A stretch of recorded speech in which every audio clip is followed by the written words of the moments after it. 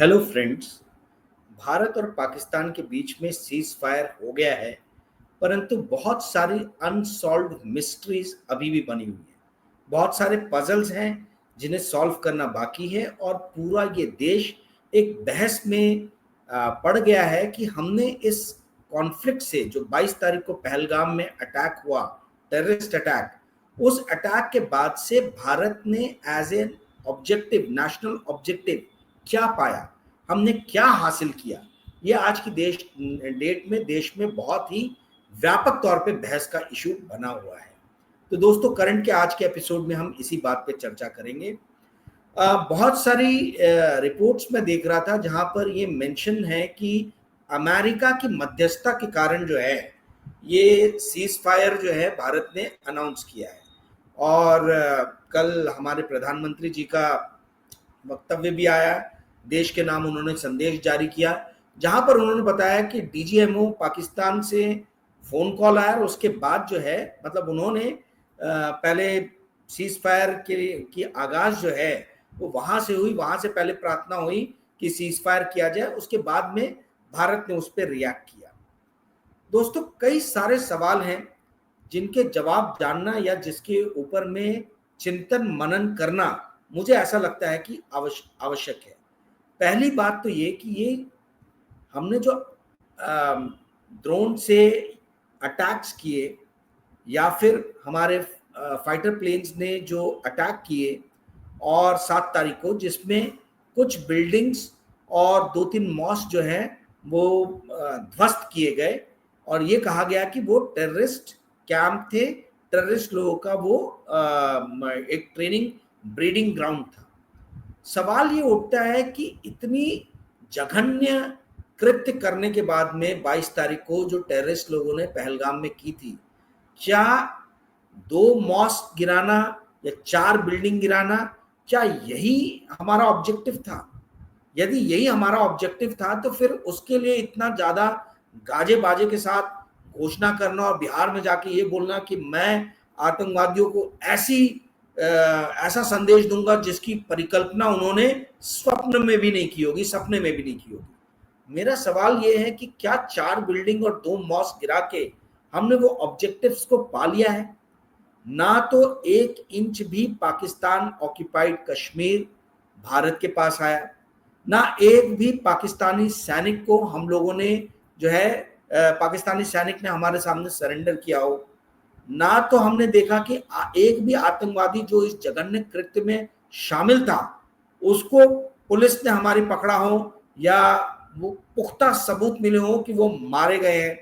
इस तरीके से आप देखें तो जो भी चीजों को लेके ये कॉन्फ्लिक्ट बढ़ा था उसमें से कुछ भी होता हुआ मुझे तो नजर नहीं आया। सिर्फ एक ये जरूर हुआ कि भारत ने संदेश दिया पाकिस्तान को कि अब टेररिस्ट एक्टिविटीज यदि आप भारत की सरजमी पे करोगे तो हम सिर्फ पाकिस्तान ऑक्यूपाइड कश्मीर में ही ऑपरेशंस नहीं करेंगे, हम अब पाकिस्तान की जो मेन भूमि है वहां पर भी जो है वो भी अब सुरक्षित नहीं है। यदि हमारे किसी भी इलाके में हमला हुआ तो हम पाकिस्तान के इलाकों में हमला करेंगे। ये एक स्ट्रॉन्ग मैसेज है, अवश्य है, मैं जरूर इसको मानता हूं। परंतु सवाल ये है कि जो एक मोमेंटम हमने बिल्ड किया था, एक मोमेंटम बिल्ड हो गया था, क्या उस मोमेंटम को जो भारत के फेवर में था उसको हम इनकैश करने में सफल हुए? जो मोमेंटम हमें दिख रहा था कि हमने उनके कई एयर बेसिस को जो है वो ध्वस्त किया, तो उसके बाद में जो ग्राउंड फोर्सेस को मोबिलाइज करना चाहिए था या जो एयर और स्ट्राइक्स करने चाहिए थे वो होते हुए नजर नहीं आए। ड्रोन द्वारा पाकिस्तान ने भी अटैक किया, इंडिया ने भी अटैक किया। अब हंसी तो मुझे अर्नब गोस्वामी और मेजर गौरव आर्या जैसे एनालिस्ट और एंकर्स पे आ रही है जो बार बार यही बात बोल रहे थे कि एक बार पाकिस्तान हमला कर लेगा तो मजा आ जाएगा, तब हम उनको सबक सिखा देंगे। तो लो भैया, पाकिस्तान ने हमला कर दिया, सीज फायर हो गया, सबक क्या आपने सिखाया? तो सवाल यह है कि बहुत सारे नैरेटिव्स ऐसे नैरेटिव्स गढ़े गए जहां पर पॉलिटिकल माइलेज लेने का प्रयास किया गया है। इनफैक्ट 7 तारीख से 7 क्या 22 तारीख से यदि आप कवरेज देखेंगे, टीवी की कवरेज देखेंगे तो आपको यही नजर आएगा कि भारत सरकार और नरेंद्र मोदी की इमेज को जो है कैसे और स्ट्रॉन्ग किया जाए। आतंकवाद जैसी जघन्य कृत्य हो गया है, इतनी बर्बर रूप से हत्याएं की गई, उन हत्याओं के बदले में हमने ये देखा कि एक मतलब एक मैसेज ये देने की कोशिश की जा रही है कि हम निस्त नाबूद कर देंगे सारे टेररिस्ट कैंप, बट वैसा होता हुआ कुछ नजर नहीं आया। दो चार संगठन, दो चार मॉस्क और बिल्डिंग्स जिनको हम ये मानते हैं कि वो पाकिस्तान के टेररिस्ट ऑर्गेनाइजेशंस जो लश्कर तोयबा और जैश मोहम्मद है उनके हेडक्वार्टर्स हैं, उनको ध्वस्त कर दिया गया।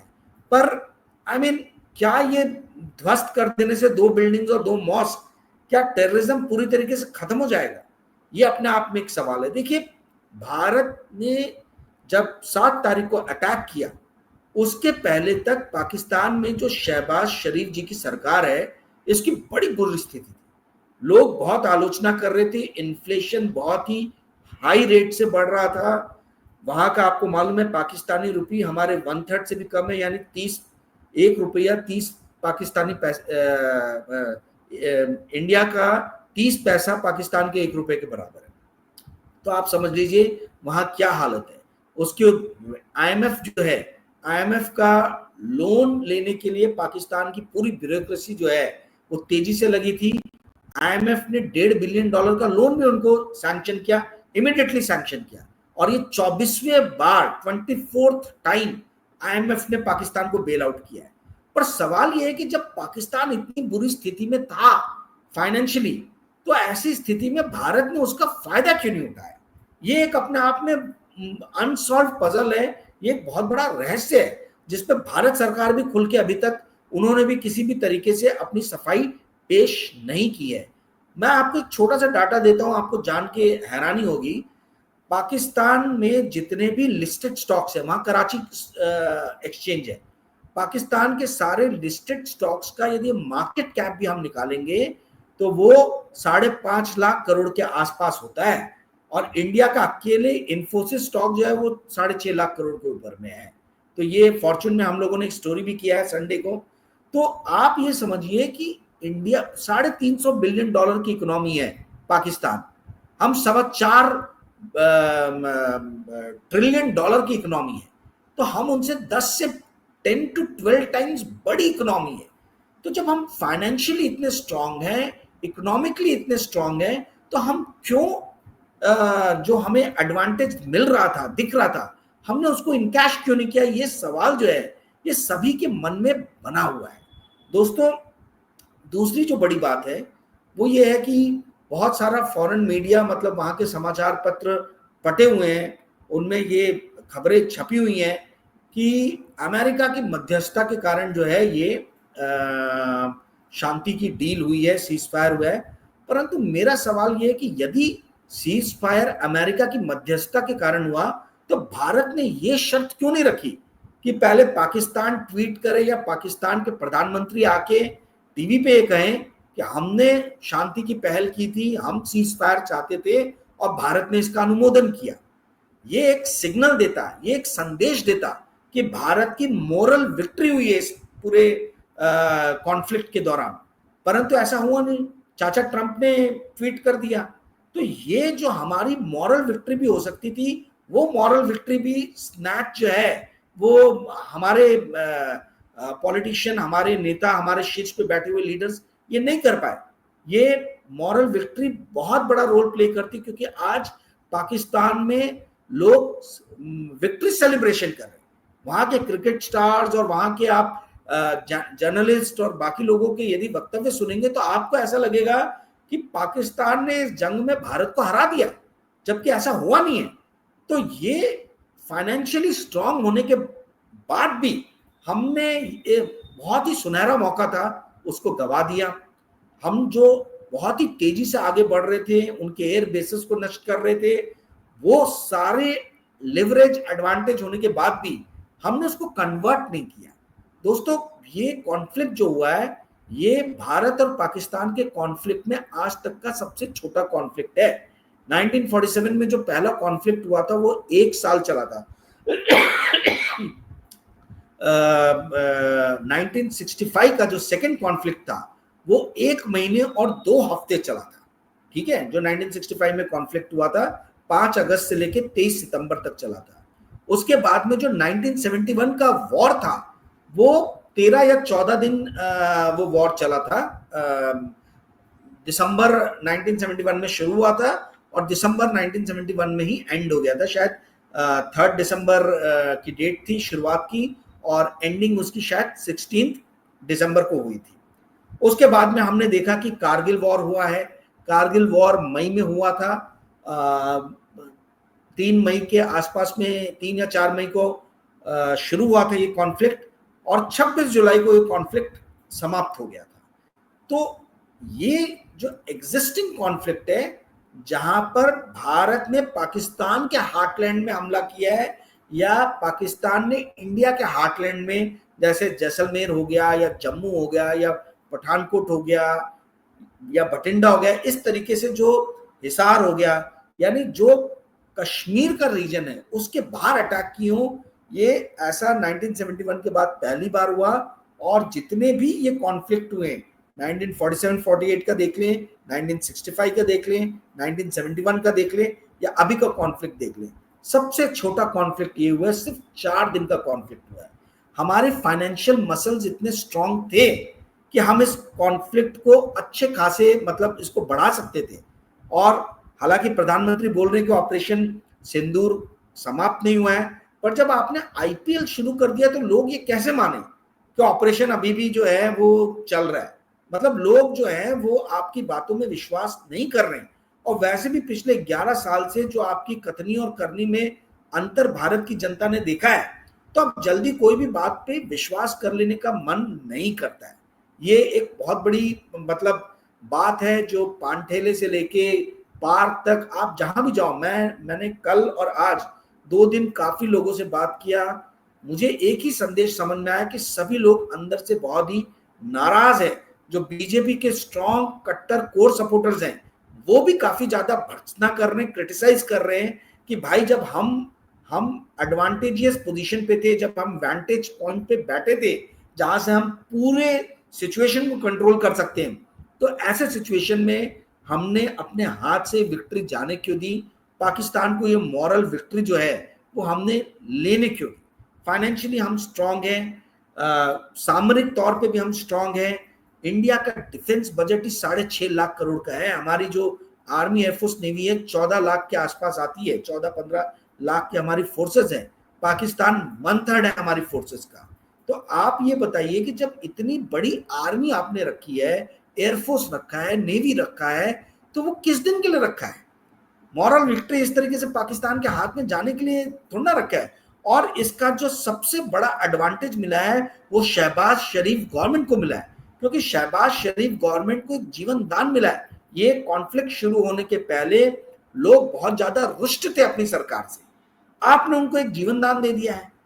तो हर तरफ से यदि इस स्थिति को एनालाइज करें, इस स्थिति को समझे, तो ये समझ में आता है कि हमने पाया कुछ बहुत ज्यादा नहीं, हमने सिग्नलिंग जरूर की है पर हमने ज्यादा कुछ नहीं पाया है ना। मतलब इंटरनेशनल सीन में भी आप यदि देखें तो वहां के मीडिया अटे हुए पटे हुए इस न्यूज से कि रफाल को मार गिराया J-10 और J-17C जो चाइना के वॉर प्लेन्स है उन्होंने, जो पाकिस्तान यूज कर रहा है। तो एक तरीके से एयर में सुप्रीमेसी का भी आप देखें कि उसका भी जो श्रेय है वो भी पाकिस्तान लेके चला गया कि हमने तो इंडिया के रफेल मार गिराए, हमने तो इंडिया के सुखोई मार गिराए, हमने तो इंडिया के MiG-29 मार गिराए। यही 3 विमान जो है ये इंडिया की बैकबोन है एयर डिफेंस की। ठीक है, तो यदि ये सब नाम ले रहे सारे प्लेन्स का, अब उसमें कितनी सच्चाई है ये हमें पता नहीं, क्योंकि हमारी सरकार ने अभी तक इस चीज की पुष्टि नहीं की है कि हमारे कितने प्लेन्स गिरे हैं या कौन से प्लेन्स गिरे हैं। सिर्फ उन्होंने कहा है कि भाई इस तरीके की सिचुएशन में जब 80 प्लेन्स अटैक करते हैं तो छोटी मोटी जो है वो नुकसान होता ही है, तो हमने इस चीज को तरजीह नहीं दी है। परंतु वेस्टर्न मीडिया जो है उसमें एक मतलब ये नैरेटिव चल पड़ा है कि क्या चाइनीज वेपन वेस्टर्न वेपन से, वेस्टर्न प्लेन से, फाइटर जेट से क्या ज्यादा स्ट्रांग है। यदि ये प्रूव हो जाता है तो इंडिया से ज्यादा ये नुकसानदायक वेस्टर्न कंट्रीज, फ्रांस हो गया, अमेरिका हो गया, इसके लिए खतरे का सिग्नल है। तो आई मीन ये पूरे जो 4 दिन ये जो कॉन्फ्लिक्ट चला, उससे मुझे ये समझ में आता है कि चाइना की वाहवाही होगी, पाकिस्तान जो हमसे 10 टाइम्स छोटा है फाइनेंशियली, वो कंट्री वाहवाही लूट रहा है अपने देश में। उन्होंने एक मिथ गढ़ दिया है कि भारत को हम सीज फायर करने के लिए हमने भारत को झुका दिया, ये हमारी विक्ट्री है, और वहां विक्ट्री सेलिब्रेशन हो रहा है। मुझे ये नहीं समझ में आ रहा कि भारत को, हिंदुस्तान को, नरेंद्र मोदी सरकार को ये 4 दिन के कॉन्फ्लिक्ट में क्या हासिल हुआ।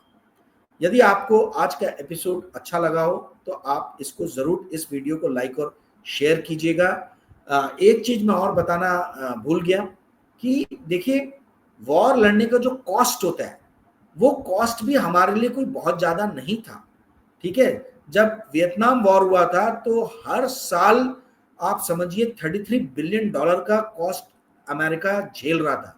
यदि आज हम देखें तो उसको 7 से 8 गुना कर दीजिए इन्फ्लेशन के हिसाब से, तो 250 बिलियन से $300 बिलियन वो खर्च कर रहा था वियतनाम में अपने फोर्सेस को मोबिलाइज करने के लिए। गल्फ वॉर जब वन हुआ तब $250 बिलियन जो है वो खर्च किया गया, 3 टाइम्स इसको कर दीजिए इन्फ्लेशन को लेके, तो $750 बिलियन अमेरिका ने खर्च किए। वैसे अगर आप अफगानिस्तान और इराक पे जो वॉर हुआ था उसमें लगभग बोला जाता है 1 से 1.5 ट्रिलियन डॉलर जो है वो अमेरिका का खर्चा हुआ है। तो जब ये अमेरिका अपनी इज्जत को, मतलब इज्जत भी नहीं है, अपने जिद को बचाने के लिए अपने फाइनेंशियल प्रोवस उसने प्रूव किया, फाइट को सस्टेन किया, तो मुझे ये नहीं समझ में आ रहा कि भारत जिसकी इकोनॉमी इतनी बड़ी है, जो $4.5 बिलियन, $4.25 बिलियन की इकोनॉमी है, हम क्यों नहीं आज भी अपने फाइनेंशियल प्रोग्रेस को समझ पा रहे हैं। एक हमसे 10 टाइम्स छोटा फाइनेंशियली देश जो है, इकोनॉमिकली जो हमसे 10 टाइम्स छोटा है, उस देश ने हमको सीज फायर करने के लिए मजबूर कर दिया। ये मेरे ख्याल से इस साल की सबसे बड़ी स्टोरी है। आई होप आज का वीडियो आपको पसंद आया होगा। यदि पसंद आया होगा तो आप इसको लाइक कीजिएगा, शेयर कीजिएगा और इस चैनल को जरूर सब्सक्राइब कीजिएगा। थैंक यू, धन्यवाद।